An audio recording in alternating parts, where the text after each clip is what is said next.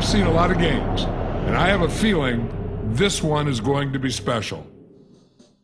Hey everyone, it's almost the official start of the football season, and you know what that means. It's time for more Madden.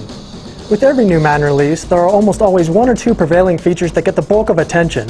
Features that not only make the current Madden definitively different from its predecessors, but also seemingly make the upgrade from one year to the next worthwhile.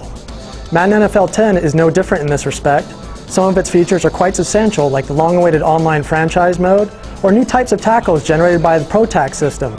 But it feels like the bulk of what's new in Madden 10 is less glossy and far more granular, affecting only the mechanical aspects of the football experience. It's almost as if Madden 10 represents a back-to-basics philosophy for the franchise, taking the focus away from the fancy modes and even fancier presentation elements for the purpose of making the sport itself the main draw. Gets the pass away. Vincent Jackson crosses the plane, or maybe he didn't. The franchise mode remains unchanged on the superficial level. There's a new presentation element in the form of a show called The Extra Point. This essentially functions as a recap and halftime show with some very light commentary that doesn't really offer all that much insight. However, one aspect of the show reveals one of the franchise mode's greatest discrepancies. At the end of any week, The Extra Point awards a player with the Offensive Player of the Week or the Defensive Player of the Week, depending on the position. Despite numerous occasions of players having what could otherwise be considered an almost supernatural performance for 5-minute quarters, not once did they receive the recognition. It becomes apparent that there are two parts to this problem. The first is that some players are just that good, but the second is far more devious. Stats don't seem to scale properly for 5-minute quarters. When the computer plays its games, those stats are designed to reflect full 15-minute quarters, or at the very least, they reflect a simulation of a full game. It's hard to gauge how much this affects other aspects of the franchise mode, such as the player progression, if it does at all. There's just really no way to tell how stats, age, potential, and other categories are weighted, and if playing truncated quarters means that your players won't progress the same way that players on the computer-controlled teams do. Fortunately, playing an online franchise mitigates a lot of these problems, provided you fill most of the spots with other people and not just computer-controlled teams. But it also has its own share of issues. The biggest being that there aren't any salary restrictions for free agents. CPU trades can happen unabated, so this means that you can dump the worst player on your team for the best on another if that team happens to be controlled by the computer. Thankfully, the commissioner can turn this off completely, but it would have been nice to see some parity between the offline and online franchise modes when it comes to some of these front office features. But whether you're playing offline or online, Madden NFL 10's gameplay tweaks are equally evident in either situation. The much ballyhooed ProTac system works as advertised, with numerous players clinging to the ball carrier before dragging him down. This feature also adds some much needed muscle to the running game, making it feel as though you're really fighting and scraping to get those few extra yards out of a run on offense and really stuffing a running back with 5 or so players on defense. In most games, it genuinely feels like the AI sees the plays you're running, analyzes what's working and what's not, and then adapts accordingly to shut you down.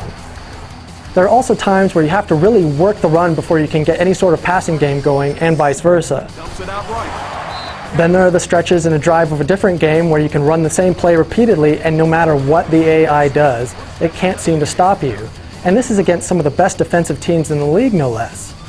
Still, it's worth noting that the pass defense is generally better and more realistic on the whole, and it's far more difficult to abuse the same pass play made to the same player on back-to-back down. The AI also seems to be particularly adept at making it difficult to throw the ball any more than 15 yards down the field in any consistent manner. But this better pass defense also means that the frequency of interceptions is still relatively high. Throws left, picked off. Pace drags into the... Undoubtedly, the quarterback has reached some of the best changes, including an easy right stick evade option for when the defense comes crashing down on you.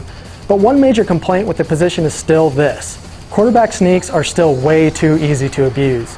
Forgoing a punt and running a QB sneak on 4th and 2 should be a much greater risk than it currently is.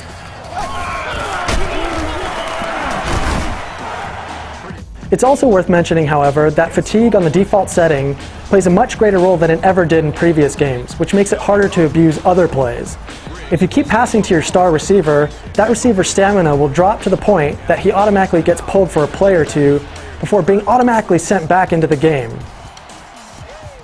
As far as Madden 10's look is concerned, there's a noticeable improvement over the last year's game, but most of it comes in the form of finer details on the player models, such as patches, as well as presentation elements that help give the game a more broadcast TV-like feel. On the other hand, commentary is by far the weakest aspect of Madden NFL 10's presentation. They controlled their gaps, and that time there was nowhere to go. As always, Chris Collinsworth tries his best to give some interesting comments in certain situations. He's not really the problem, but his play-by-play man, Tom Hammond, is absolutely terrible, in that his commentary is completely bland and lacks any sort of dynamic that really keys you into the on-field action aside from the most basic information. Tackle was made by Dansby. Parker gets about 4 yards on the play. There's a real sense that EA wants to get back to the fundamentals of football with Madden NFL 10, and many of the changes they've made in that respect are good ones. The running game feels great, and the passing game is much improved over previous iterations. The Pro Tax system works just about as well as you'd want it to, and the inclusion of online franchises, while featuring some dubious options, is a pretty good reason to dive into this year's game. But for all these improvements, there's seemingly an equal number of nagging setbacks, ranging from the frequency of turnovers to inconsistencies in AI-controlled defenses. Of course, these don't sink the entire Madden 10 experience, as it's still a fun game to play, but a little more work in some of these areas would have gone a long way in making this the best Madden to date.